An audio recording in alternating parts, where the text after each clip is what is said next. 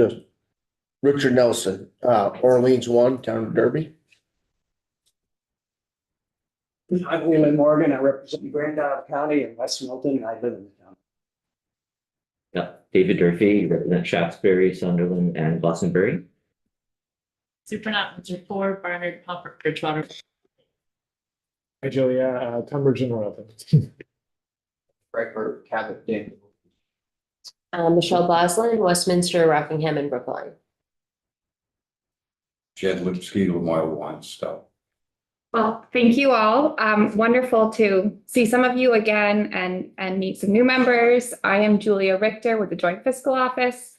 I'm a senior fiscal analyst. I focus on the education fund. Been working on universal school meals for the past several years. Chair Durfee asked me to come in and talk a little bit from a fiscal perspective about some of the fiscal impacts and overview of universal school meals and impacts of repealing universal school meals. There is a slide deck that's posted on the committee page under my name in case folks are watching at home or if you want to pull it up. Chair, would you like me to share my screen? Or why don't you, and committee members can also, if you have a device, you can find it on our page. I've got it up here.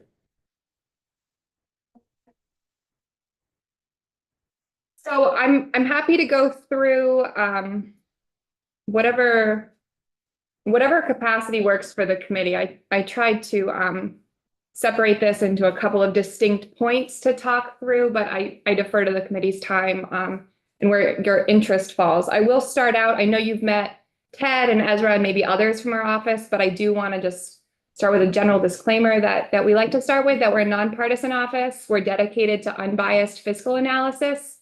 So while we're intending to provide some information for legislative consideration, we're not providing any sort of policy recommendations. This is really just to give you the information you need to consider the policies that you're considering. So I've separated this sort of into 3 buckets with the intent to stay pretty high level in the equations and ed finance mechanics side of things, because we're talking about universal school meals. So talking briefly about an overview of the ed fund, how it works, a little bit of historical context from a fiscal perspective of Vermont's universal school meals program, and then some of the fiscal impacts or implications of repealing universal school meals in Vermont. So Vermont's education fund, I promise, normally I put equations on the slides. I didn't put any equations on the slides for today's testimony, but really more intuitively how to think about the education fund. So ed fund revenues and expenditures are interconnected. That's also true with the general fund, but the education fund is a little bit different for a few different reasons. One is it's a statewide fund, so all spending decisions affect the entire system. And those decisions are made at both the local and at the state level. So local school boards are making choices that impact the statewide fund. Policymakers at the state level are making choices impacting the fund. Of course, the federal government is making choices that also impact the statewide fund. But I'm really just focusing here on Vermont specific statewide funding. And lastly, this is really where the ed fund is different from the general fund, is property tax rates are set to fully fund expenditures. So generally, when we think of the general fund or budgeting practices, we say, okay, how much money do we have? Where are we going to allocate those dollars? If we don't have enough, then there's a consideration of, okay, are we going to cut something? Are we going to raise more money? Whereas in the education fund, it's sort of on the reverse. First, we say, how much needs to come out of the education fund? And then we say, okay, we know how much needs to come out of the education fund. Now, how are we going to raise it with property taxes?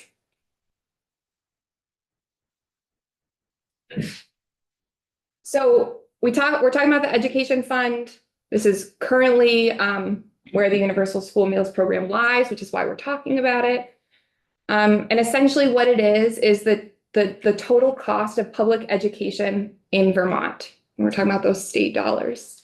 So local and state decisions are impacting those total expenditures. So local decisions. School districts are literally building budgets that must be approved by voters. Most of those budgets are voted on town meeting day. And so those local spending decisions all flow into the statewide education fund. We don't have local property taxes dedicated to local school budgets. It's all state dollars. There's also state decisions that are impacting the state ed fund. So there's certain appropriations, categorical aid, universal school meals fits into here. And then there's also policies that impact local budgets, right? So if there's a statewide decision that establishes some sort of policy that's going to impact budgeting decisions, while that would be put into a local school district budget, the state is impacting the building of that budget, right? So this is my attempt at a graphic of like what goes into the ed fund, right? So we've got our different school districts with different size budgets based off of those local spending decisions, as well as the demographics, the size of their budgets, and also the spending decisions. And together, all aggregated up, that gives us the education fund.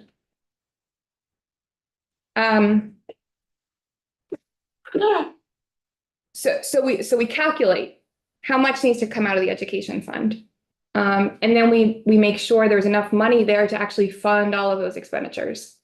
So the ed fund has two revenue streams. I'm not going to go into them in much detail here, but just highlight for you a couple of the topics that are touched on in the conversation of universal meals. The ed fund has these sort of two buckets of revenues that we tend to think about, but both flow into the education fund. And it's not like one revenue is for a specific program and they all go in. So we've got non-property tax revenue. So all of our sales and use tax, portion of meals and rooms, lottery transfer, number of other non-property revenue sources. And essentially what we say is, okay, we have to raise this much. We've already determined that. That's what we did on the previous slide. We're raising this much in our non-property revenues. Everything else that's not being covered by the non-property, we need to set property taxes to fund that, right? So the larger the expenditures, the more property tax that needs to be raised, all else equal. And we're setting those every year to set those to raise the sufficient revenue. So you'll all be voting on the yield bill when it comes to the floor, being worked on in Ways and Means and House Education, figuring out how to set those property tax rates. So that's the level setting of the fiscal picture, the ed fund, where the Universal School Meals Program in Vermont sits. And I'm happy to, if there's questions, I defer to the chair, how you. I'm not seeing questions. Why don't we keep going, just in the Okay. interest of time? If anybody has a question, clarifying question, we can certainly entertain that, but let's keep going. Okay, so historically, Vermont's Universal School Meals Program. Taking a high level step, I know that you've heard some testimony about universal school meals, but thinking about the cost and where it's coming from. There's federal funding for for meals through the National School Lunch Program, the School Breakfast Program, based on income level. Dependent on where a student falls in those income levels, certain amount of federal funding is awarded for those meals. And essentially what the Universal School Meals Program does is it makes up that difference of after the federal dollars, the remainder that the family would be making up for the purpose of that meal. So in fiscal year 2026, this is estimated to be 18.5 million. For those of you who are around a few years ago, you'll note that this number has come down. One of the primary reasons this has come down is because more students have been identified and been able to draw down more federal funds. There's also been an expansion of certain programs that allow for more drawdown of federal funds through the Universal Meals Program.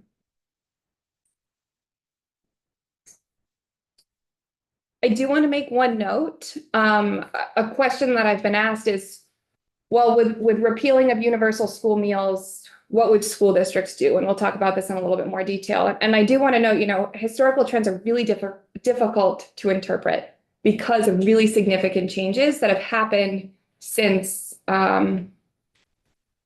there was a pricing meals program in Vermont. We'll talk about sort of the timeline because I want to note some of these changes, but there's been the COVID-19 pandemic. There have been significant changes to federal policy and significant changes to state policy. So it's hard to look back to 2019, 6 years ago. Everything that's happened, it's hard to compare. So prior to the COVID-19 pandemic, we know that 77 Vermont schools provided universal meals to students. This funding came from both federal programs, so CEP and Provision 2. I don't know if you've heard testimony about that, but those are kind of the two different ways to draw down federal funds. And local school budgets, which we know fall into the education fund.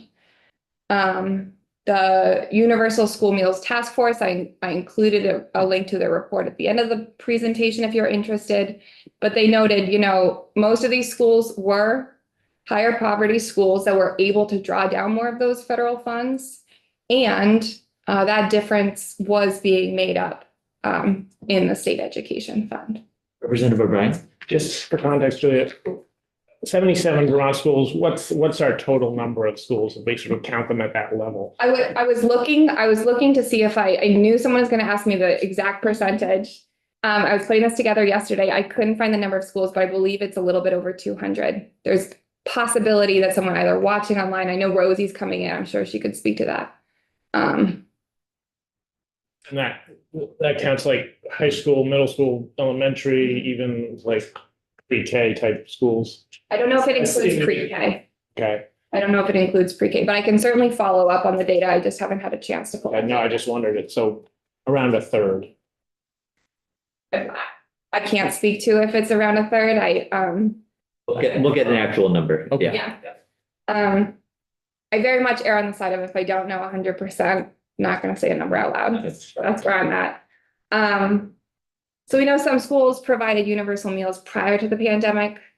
Then the COVID-19 pandemic happened, and for a portion of it, federal funding provided universal school meals for all schools.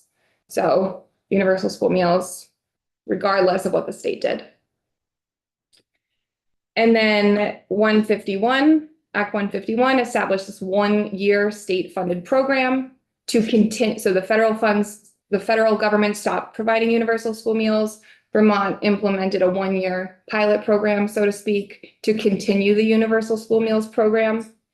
And this was a one-time education fund categorical aid appropriation. So coming out of the education fund. And then in the following year, Act 64 established this as an ongoing program to provide breakfast and lunch to all publicly funded students at no charge to the students or the families. And so this is included in the Green Books now. This is in statute. This is a statutory categorical aid program per Act 64.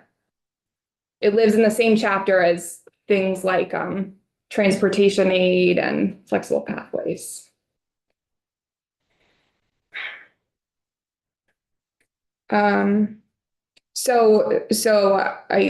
Seems like this slide got included in here twice. So that's the context of universal school meals from my seat as a fiscal analyst. Then we get into the fiscal impact of repealing the universal school meals program. And what does that mean? So we know under current law, we are estimating, the Agency of Education is estimating that for fiscal year 26, this is estimated to cost $18.5 million from the education fund. So that's about 1 to 1.5 cents on homestead and non-homestead property tax rates. All else equal. And what does that cover? That's reimbursing schools for providing meals to students who don't qualify for those free or reduced price meals through the federal government. So with the repeal of universal school meals, we need to think about where it would fit into the context of the education fund, right? So we know that Vermont's ed finance system is coupling local and state decisions. So we need to think about with the repeal of meals, how would this impact local decisions and state decisions? So on school districts, what would this mean for school districts? Well, it would mean that they would no longer receive categorical aid for universal school meals. Right now, they're receiving that reimbursement going into their budget. They're counting on it to reimburse for those meals. So they would need to decide locally whether to continue to operate a universal school meals program, like some did prior to the pandemic, or whether to return to a pricing program. So we would see each school district making that decision. Each decision would impact the education fund, but would impact the education fund in different ways depending on the school district and the choice that they made. Just clarification, I was trying to remember what's the federal cost? You know, the state's part of it is 18.5. What's the bill essentially for the federal government? So I do have a slide later on here talking about federal dollars. Spoiler alert, when we get there, the estimate, so I will say, you know, the Agency of Education, Rosie Kruger, I don't know her title, Director of Food Nutrition Programs. I think she's coming in here later this week. She's really the expert. You know, she's got all of the numbers. She's incredible to talk to. So she can answer in a lot better detail those kinds of questions. And I will say, I've talked to her about understanding all of the fiscal impacts of potentially repealing universal meals. And the estimate is that the Universal Meals Program in FY26 is going to be bringing in an additional 16.9 million in federal funds to the state.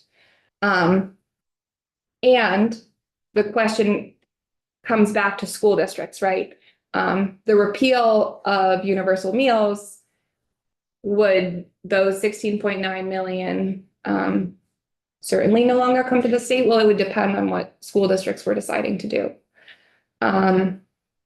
So for school districts that return to pricing programs, this is another source that AOE provided to me that, you know, universal school meals programs do reduce administrative costs on school district authorities. So we have an estimate here from USDA of an average of about 100,000, a little bit more per year in administrative burden. So if school districts were to decide to return to a pricing program, I'm not talking about any of the transition costs, but just looking at this estimate, we can assume that those returning to a pricing program would see an increase in their administrative costs to go back into their school district budget. Another piece that the agency is better to speak to than me is that with a return to a pricing program, you have unpaid meal charges, right? So for students who are eating meals in schools, paying those meal charges, the school district is essentially absorbing those costs. And because school districts, beyond federal funds, all of their funding comes from the statewide education fund, those unpaid meal charges are then also borne by the education fund.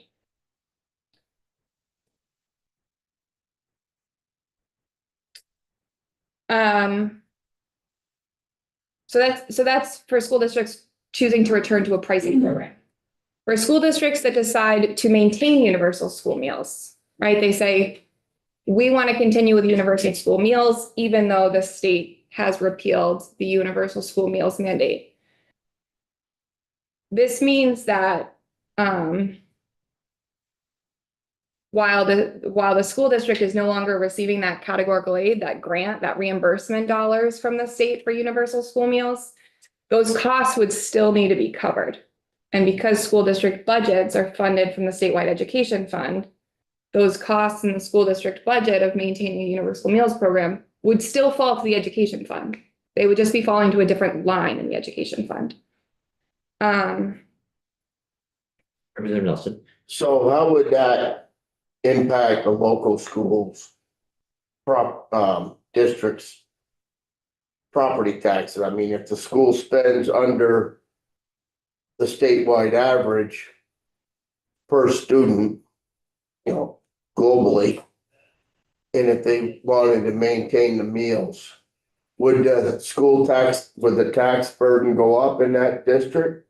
Or because they spend already less than the mean of the rest of the state, would they just be able to do it and their property taxes wouldn't go up? Great question. So the short answer is property taxes would go up compared to if they were not going to do it, For that district or for the whole state? both. Well, So we think about the statewide education fund, right? And we think about, okay, we're aggregating up all these costs.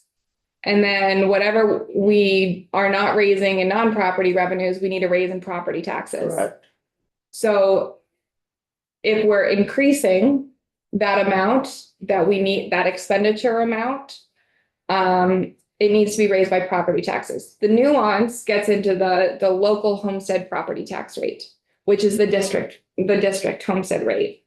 The rate on people's homes and surrounding land. And essentially what it means is in the district that we're to see that increase, this is all else equal, see that increase in education spending, they would see a proportionally larger increase in their tax rate.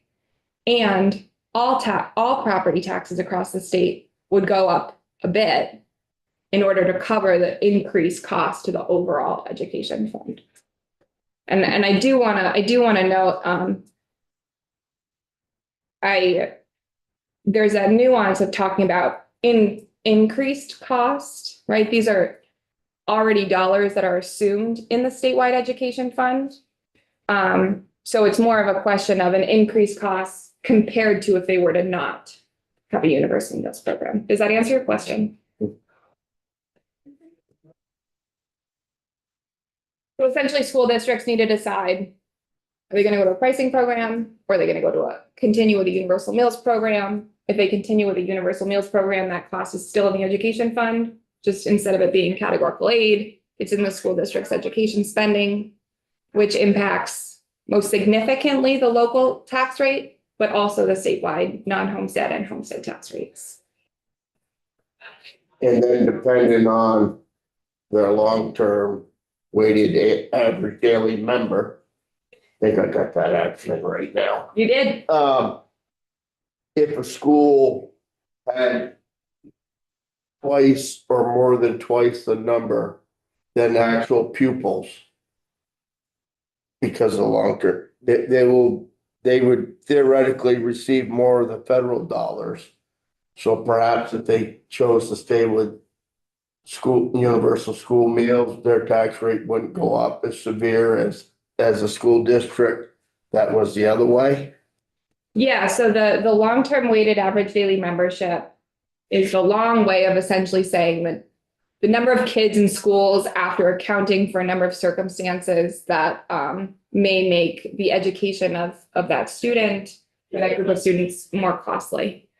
And so essentially what it means is the more kids you have, or the more costly of providing that education, the more dollars you can raise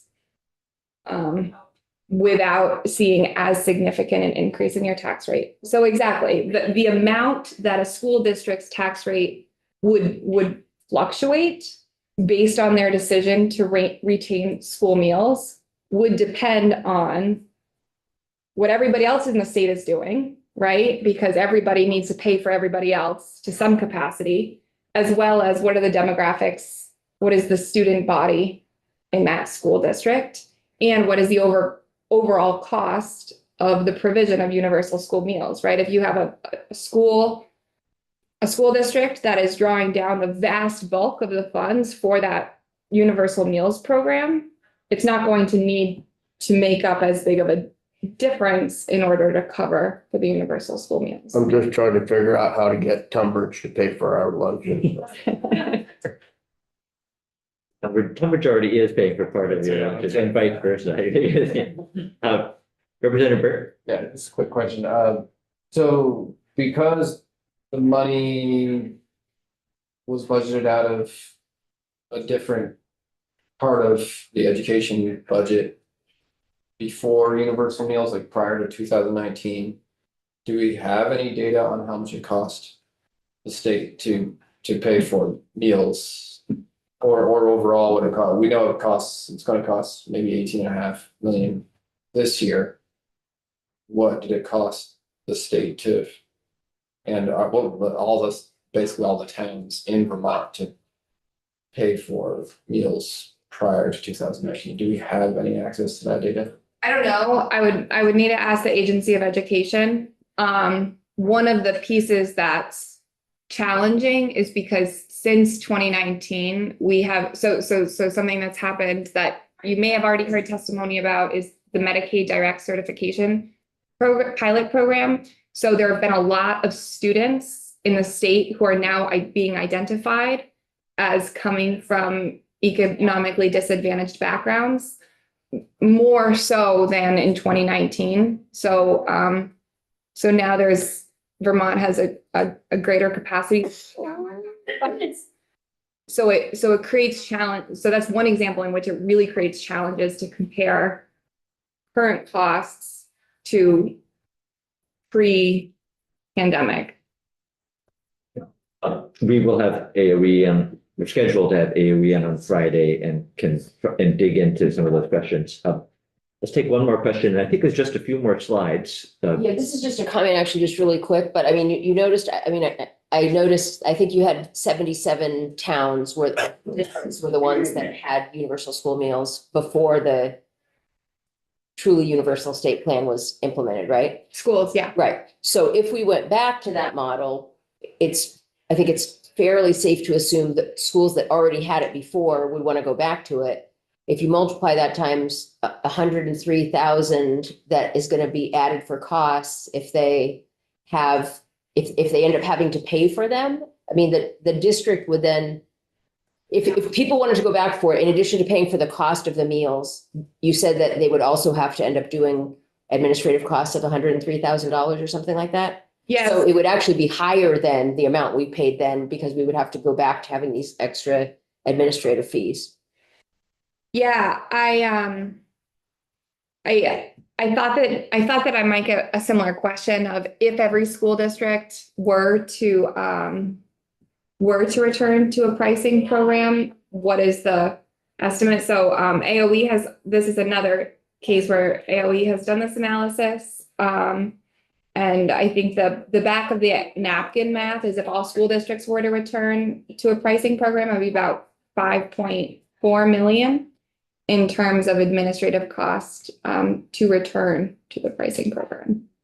And that's not Based off of that USDA. and that's not providing the meals yet. I mean, the meals are still going to cost millions of dollars on top of that. So it seems like the 18.5 maybe is kind of a good deal. That's for you all to decide. I'm just here to Fair enough. help walk Fair enough. through the nuances. So school districts will have this choice. Depending on the choice of each school district, it will impact the education fund in different ways. The federal funding question that I believe that you are asking, if the mandate were to be repealed, the amount of federal funding received may decrease. Again, this would depend on what school districts decided to do. Based off of what school districts decided to do, there may be a decrease in federal funding drawdown.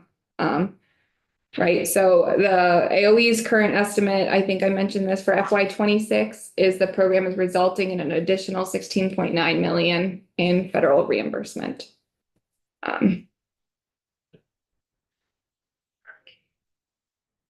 think I have 2 more slides here. So this is a summary, I think beating the same drum that I've been beating for the last however many minutes, that if the program is repealed, the overall cost savings would to the statewide education fund would depend on local district decisions. If the school district maintains that program locally, the cost would still be included in the district's budget and would still be borne by the statewide ed fund.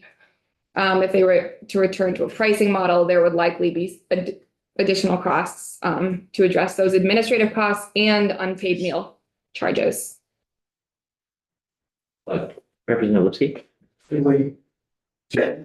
any school boards that are considering town meetings less than a month away, proposing that they do away with universal school.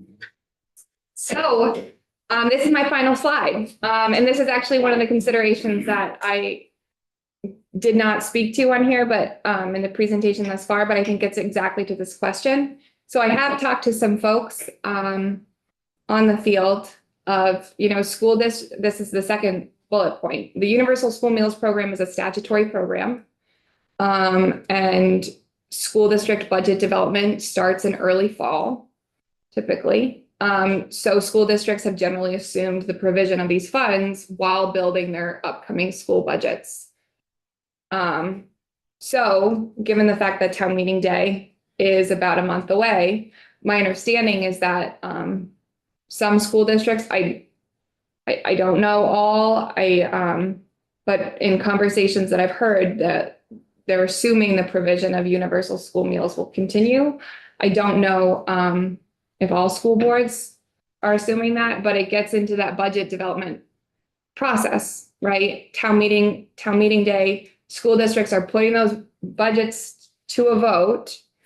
And if voters approve it, those are their budgets for the coming fiscal year. They're built on a number of assumptions of the revenues that are coming to the school district. So to that point, the determination of those funds, if they are or are not coming to the school district, impacts local budgeting decisions. I'm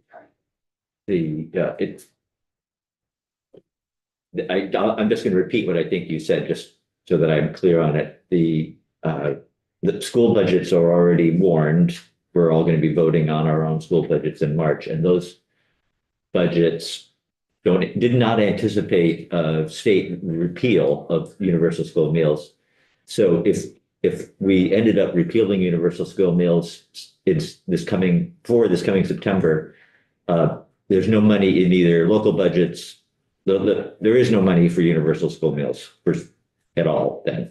Yeah, so I can't speak for school districts or school business officials. So I would encourage you, if you are interested in understanding the budget, like what's been included in those budgeting decisions, to reach out to them directly. I will echo the consideration of, with most budgets being voted on town meeting day, there needs to be an assumption that school districts are making as to whether or not those funds are coming into that school district. If that were to be repealed and a school district were to decide to maintain a universal school meals program, then the question would be, did the school district budget that into the budget that most budgets that are being voted on town meeting day? If not, and they want to maintain a universal meals program, then where are those dollars coming from in that school district? Are they coming from reserves? Are they coming from another line item? I don't know. So that would be really a question for them. Okay, let's see. It's after 4, so let's Representative Nelson. Yeah. Yeah, real quick. Been on the board for 14 years. I can assure you that every school in our district is planned on having universal school meals funded. So that's in there. And I think if anything got done in the state, would have to start for fiscal year 27. So they can build that into their budgets. That's one. Two, I thought that the federal reimbursement towards our universal school meals was up closer to 34 million. So the 16.9 million that I'm speaking to here is not all of the federal dollars coming to the state for the universal. That's additional because we captured all the money. Yes. That's just, it's almost as much as we raised. All right. We had higher numbers. I'm done. I'm happy. I can make a case to continue this, I know. Thank you. Representative O'Brien. Just so there is an opt-out, like even though we had universal school meals, every school participated in Vermont. at any point, some school could have been like, I don't want to do this?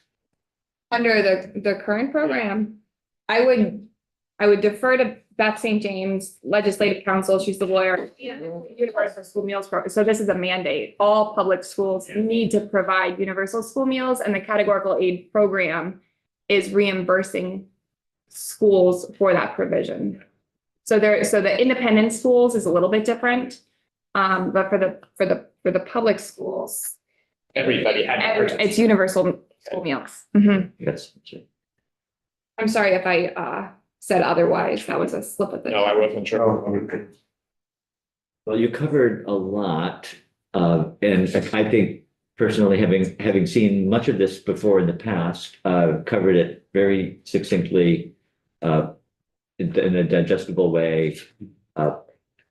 So, and very useful, I think, for the committee. We had only a limited amount of conversation about the meals program before, and really that was for this version of the committee, no overview of the education fund. So that was also helpful, I think. Well, thanks. Yeah, why don't we stop there for the afternoon? We are. Julia, thank you.